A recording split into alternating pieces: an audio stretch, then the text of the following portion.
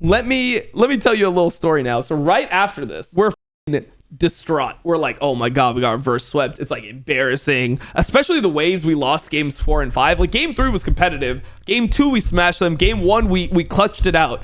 And games 4 and 5 we just got shit on. Right? It felt fucking horrible. So after this, we go backstage and we're like, damn, bro, like that shit felt super fucking bad. Like, and we're kind of mad because we're like, so the first thing they say to us is like, why'd you guys pick Akali? Why'd you guys pick Akali? Like, what about the other shit that we had? Like, what about the fucking, like, the Braum, like, the Maokai? Like, we just getting all this information. We need to early pick Braum, but then they took Braum from us. What about all this stuff? And the first thing they say is they're like, yeah, the Akali pick lost you guys the game. You guys should have just picked something else mid. Why did you guys pick Akali here? So Voy is like, bro, look at how unplayable the draft is by the time I pick my champion. Yes, Akali is not the best pick, but, like, what can I pick where we win this game? Look at the rest of the team comp. And there starts to be like beef, but then it's like, okay, you know what? We'll discuss it at a later time. You guys have to go do fan meet. Because, you know, like there was a decent amount of hype. There's a lot of fans. Like this arena, this is at PAX. I don't think you can tell, but this arena is giga deep. Like there's like seats and seats and seats all the way this way. So let me see if they have a shot of the crowd. You can't even really tell because that's where the casters are, but it goes all the way back. It goes all the way back there. So there's maybe like 5,000 people in the crowd. It's a big crowd. And a lot of people were there to see, like Kurtz used to have fans, you know, like LCS teams used to have fans. Go do fan meet.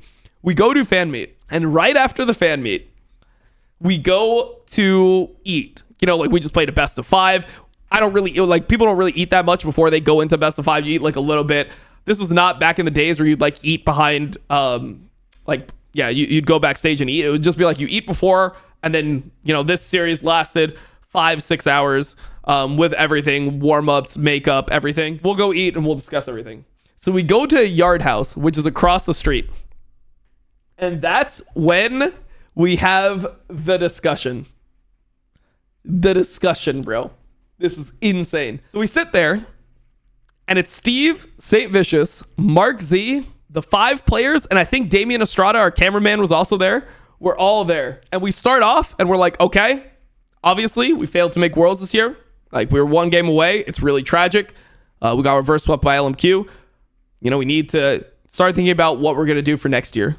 So, this is maybe an hour and 15 minutes, maybe an hour and a half after we lose a traumatic best of 5. We sit down, and then Steve goes, what I want is for everything to be open and honest. So, every player... We're going to go one by one. We're going to talk about every single player on the team. And people are going to say if they either want to keep on playing with the person, they like playing with this person, they want to keep on playing with this person, they want to not play with this person, like just not want to play with them at all, like find a new replacement no matter what, or a middle option, which is we keep this person and we look for a better option. But if we can't get a better option, we'll settle for having this player on the team. So those were the 3 options that we had. So every single player. So we go first. And first is Quas. We just did it top down, right? So first is Quas. They're like, all right, Dom, do you want to keep on playing with Quas? Like, yep, I want to keep on playing with Quas. I think Quas is really good. Void, do you want to keep on playing with Quas? Yep, I want to keep on playing with Quas. Quas is very good.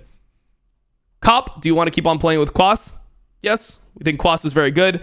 And I think Mark Z also had a vote. Like, I think Mark Z also had to say, like, yes or no. Especially, do you want to keep on playing with Quas? Yes. Mark Z, you want to keep on playing with Quas? Yes. Everyone? Okay, so Quas is in. Quas is in the team next year. Next person, I'm up.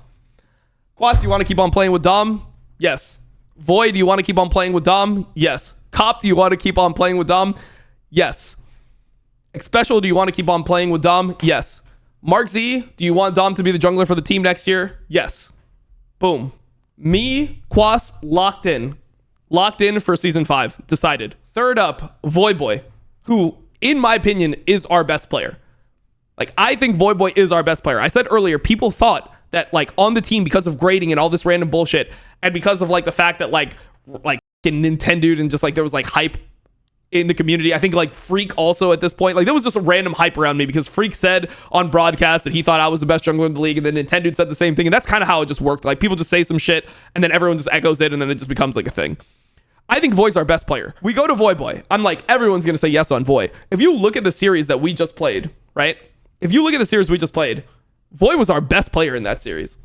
Like he was smurfing in the games we won. Like the games we won, it was like me and Voy making plays like mid jungle, doing stuff together. In the games we lost, it was like so hard for him to play. He was 4-0 in that Zed game. Quas didn't come to the Drake fight. We ended up losing because that maybe he went in early, whatever. But like he was smurfing in that game too. Like we were ready to fucking go to Worlds. Dom or Quas, do you want to play with Voyboy next year? Yes. Like, of course. Dom, do you want to play with Voyboy next year? Of course I want to play with Voyboy next year. Cup, do you want to play with Voyboy next year? Of course. X Special, do you want to play with Voyboy next year? Special says, if we can't find somebody better, I want to look for other options, but if we can't find somebody better, then I want to play with Voy next year. And Mark Z says yes, I want to play with Voy next year. So this killed Voyboy. We looked over, it actually like he couldn't believe it. Like he felt so betrayed. Like he's like, bro, like what? Like how could you say it? Like after the shit that you did in this series, bro, like how can you say you don't want to play with me next year? And the reasoning was like, I don't like some of the weird picks, especially with somebody who's like, he's more conservative in his approach to league. Like he wants standard good play. Like he doesn't want to lock in a Kali in game 5. He wants his mid laner to be Zhao Zhao, you know, like play the meta well, you know, maybe have one unique pick every now and then, but like that's what he wants out of a mid laner. We were already shocked by this because it's like, I thought that what we were going to say, I thought that we were just going to stick together. Like the only person, we'll get to it later, but there was only one person that I thought would be changed on the team. I thought everyone else was like vibing, you know? And right after this, Steve goes to us and goes, well, we also have to consider that Voy makes the most money on the team. And we're like, what? We kind of all knew it because he had an Azubu contract and he was a 30K Andy at this point. Whenever he would turn on the stream, he would have 30 to 40K viewers concurrently. And we have this, it's like, we also have to consider that Voy makes more money than everyone else. So it's a bigger investment to have Voyboy on the team than anyone else. And Quas, how much, and we start discussing. I forget like if it was direct, I forget if it was Steve that said it directly or how this got brought up, but it's like, Quas, how much do you make, right? And he's like, I make 3K a month. And people were like, oh, he only makes 3K because that was like less than the rest of us at that point. It's like, oh, Quas makes 3K a month. And they're like, yeah, he makes 3K a month, but we had to pay 15K for his buyout. So it's like 36K per year plus 15K for his buyout. The buyout came from like part of that came from his contract, right? So we're actually just still like investing 50K to have Quas on the team. They're like, Dom, how much do you make? And I was like, I make 4K a month. You know, I make 4K a month. So it's like 48K a year. And everyone's like, okay, makes sense. And then we get to Voy, and Voy doesn't want to say, like Voy's like, why are we even doing this? Like, this is like a weird thing to do. Like, I don't want to say how much we make. Yes, I make more than everyone, but I'm like the biggest streamer on the team. So I have a lot of, which completely makes sense, by the way. Like, he was the person that was the most popular on the team by far. He had hundreds of thousands of followers, and I had like maybe like 30K. I think by the end of season 5, like because season 5 our team was popular, I ended up with 100K, but I had like 30K followers going into the year. I didn't have a big stream. Like at the time I had like 1K viewers, which at like compared to like how viewership used to be for pro plays, that was like nothing. Like that was the bottom you could have. Like that was pretty much like I turn on my stream, I get 1K viewers, but anyone who's a pro player turns on their stream to get 1K viewers. That's kind of how it worked at this point.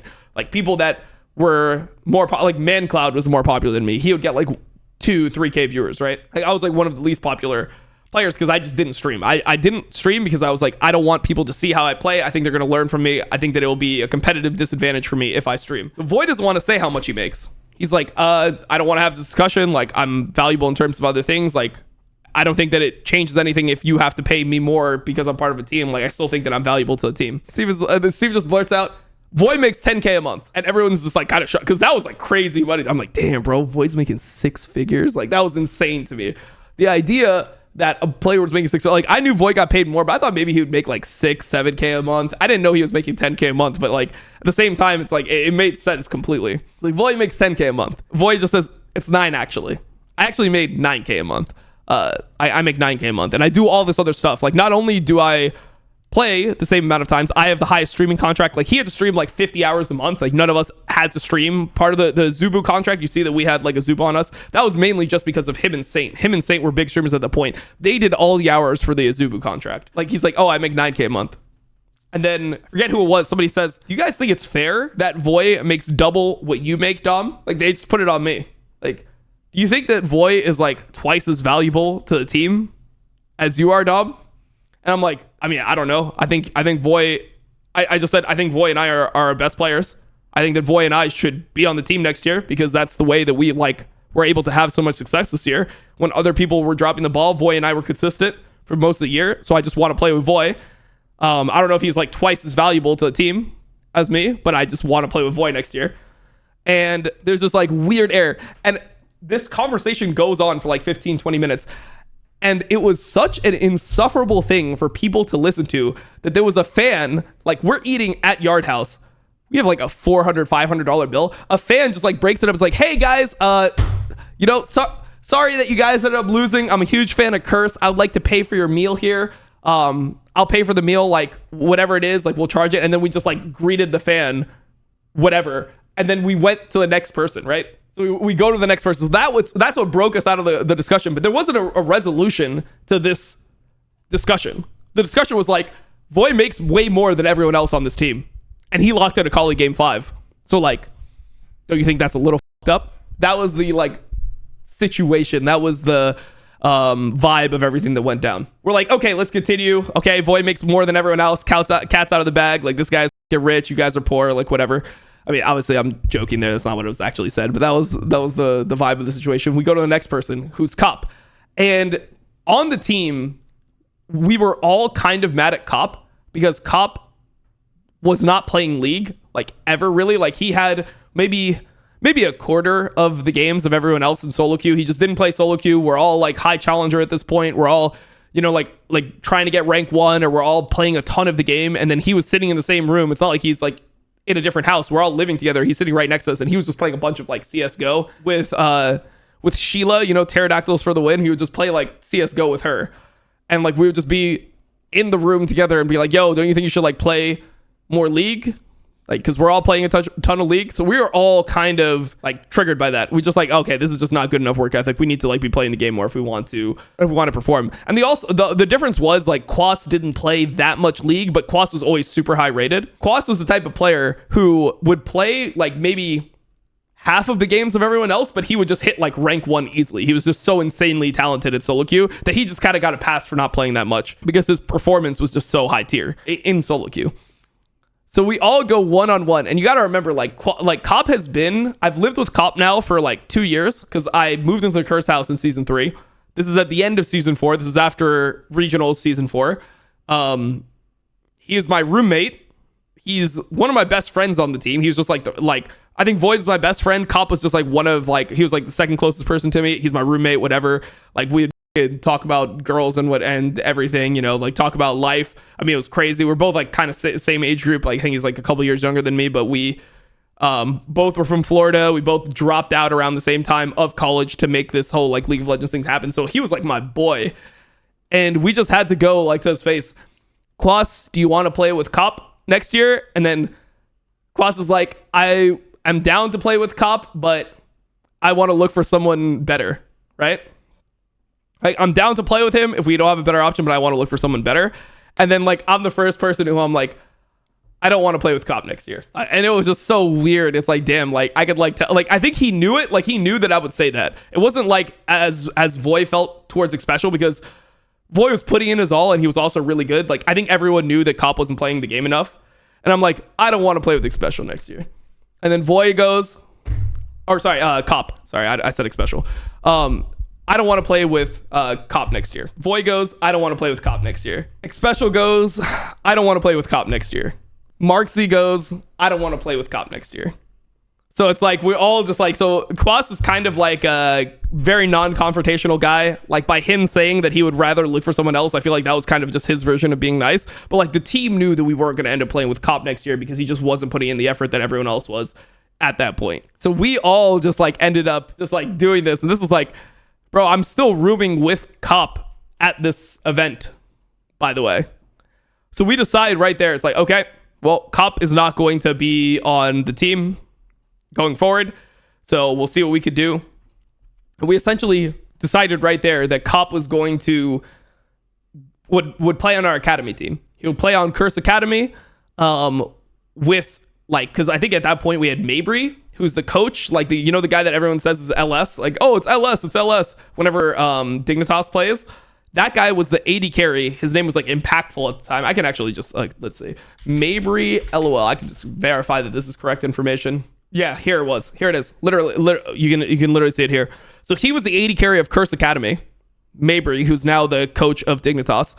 And to September 2014, Cop was like, okay, I still want to play. I still want to compete in the LCS.